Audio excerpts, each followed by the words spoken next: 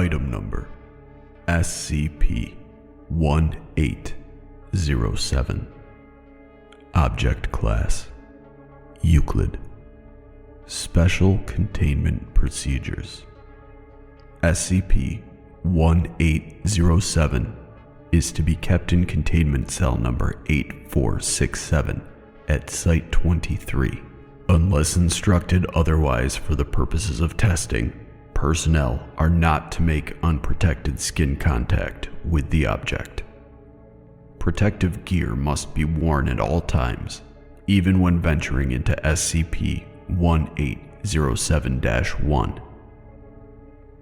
Sample audio recordings are to be taken within SCP-1807-1 weekly so as to study the behavior of SCP-1807-A instances.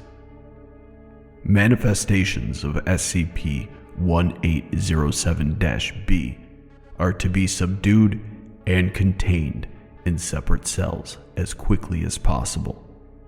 If captured, interviews with those subjects must be approved by Level 3 researcher prior to scheduling, and any testing on any of these organisms must be approved by 2 Level 3 researchers and 1 Level 4 researcher.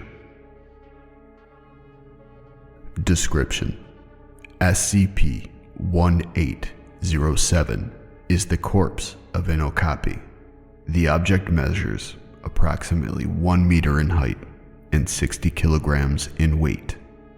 A plastic tag is present on the corpse's ear, reading 2928.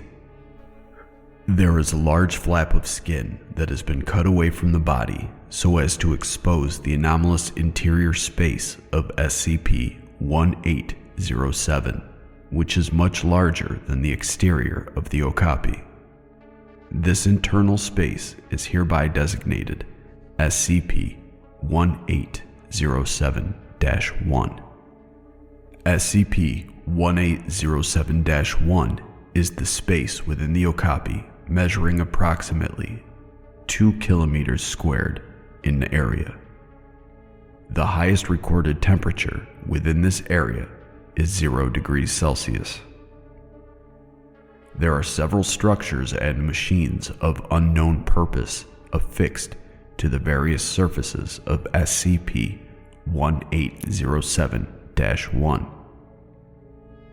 All of these objects are composed of a wide variety of organic matter. When first discovered, these machines displayed minimal levels of activity and complexity, and most appeared to be entirely non-functional. However, personnel began noticing increased activity from these objects, as well as drastically greater intricacy in the component parts after the creation of several instances of SCP-1807-A. Tentative further testing confirmed a correlation between these two phenomena. As such, testing on SCP-1807 has been temporarily halted. When a human being makes physical contact with SCP-1807's body for at least 5 seconds, that human will disappear and apparently become an instance of SCP-1807-A. Contact with the object through clothing and contact with the interior of SCP-1807 do not activate this property.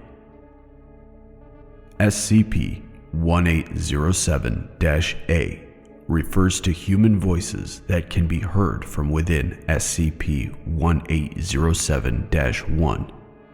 As of the time of writing, 27 separate voices have been distinguished and subsequently matched to persons that have disappeared from the town of Florida, including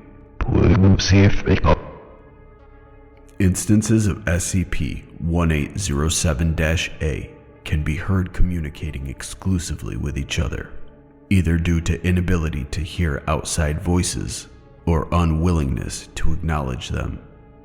See audio log 1807 Alpha for a sample of these voices. SCP-1807 was discovered in the aforementioned town when Foundation agents responded to reports of claims of a children-eating horse at a petting zoo. The corpse itself was found on the kitchen floor of a house belonging to Mr. Watts, the owner of the petting zoo, upon further investigation. The entirety of the Watts family has been officially reported as missing.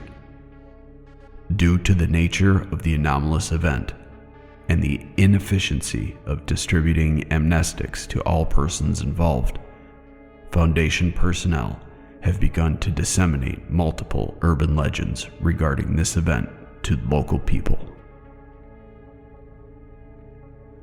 Audio log 1807 Alpha. SCP-1807-A-01. This voice has been positively identified as belonging to Rogers, a known sex offender and pedophile. Just come over here. I'm gonna take care of you and keep you safe. Just walk right over to me. SCP-1807-A-02. This voice has been positively identified as belonging to Watts, a rancher. Like hell you're gonna do that, you son of a bitch. Stay away from that matter, Hillsand. SCP-1807-A-03. This has been positively identified as belonging to Watts, daughter of Watts. Yes, Daddy. Come on, old man. I just want to help out here. Keep everyone safe while we figure out what the heck is going on here. We all just need to stick together like we all did before you came along. I'm not getting any closer to any of these kids, you sick freak. I'll be damned to hell if in fact I'm not already there. Before I say I was glad I got here. But I'd rather burn than leave you alone with any of these youngsters. What are you doing? Let me go.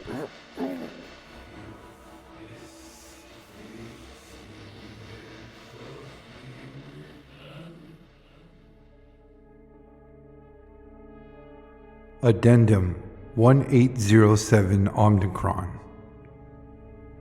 On 2/16/2006, several humanoids attired in vintage diving costumes, hereby designated SCP-1807-B, manifested at several locations within and around Site-23 and demanded usage of SCP-1807. The following log comprises of the first interaction with these entities. Interviewed. SCP-1807-B-01. Interviewer. Agent Fredericks. Forward. The entity speaks in broken English, using improper grammar and words from unidentified languages. The Foundation linguists have edited this log for greater understanding of the entity's speech and content. An unabridged version of this log is available in Records Room 45, File Cabinet 4837. Who are you? Just a man, Captain. Like you. I've come to get what was stolen from me. A man? As in, a human? Why are you wearing that diving suit? I am a man, most certainly, and as human as I can ever be. The suit's just a thin layer of ice, barely keeping me from falling in. But that's neither here nor there. Just give me the llama. This? Yep, that's her. Isn't she beautiful? Oh, Shabave. I just cannot wait to get back on the floor with her, bringing her here. Sure. But before we can do that, you have to tell us a bit about it. No, you mean her. And I'm just going to have to decline you here, Captain. You no business knowing our secrets. Well, it'll take a while to get it anyways. What's it used for? Can't get home without her. And where is that? Why do people get absorbed into it? They got what we need. And what's that? Frava. To put it in simpler, more frivolous terms, heat. And what do you use it for? To power everything that we can't. To fuel our world. To kill our enemies.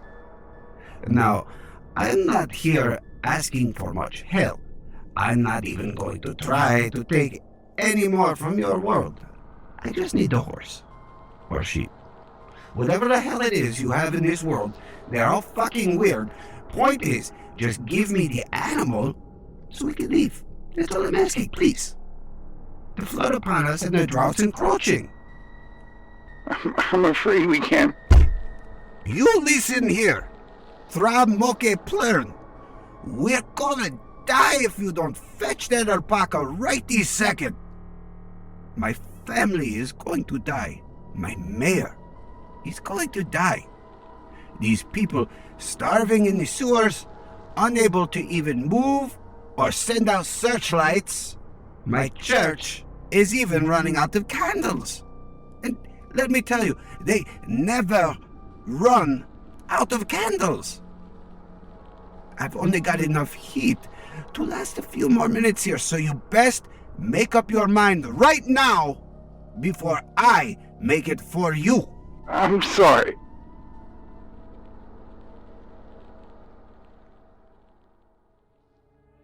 At this point, SCP-1807-B-01 separated into several sections, as naturally divided by the diving suit, and quickly began moving along a variety of hallways and corridors in apparent search for SCP-1807. This revealed that there was no physical form present within the suit during the interview.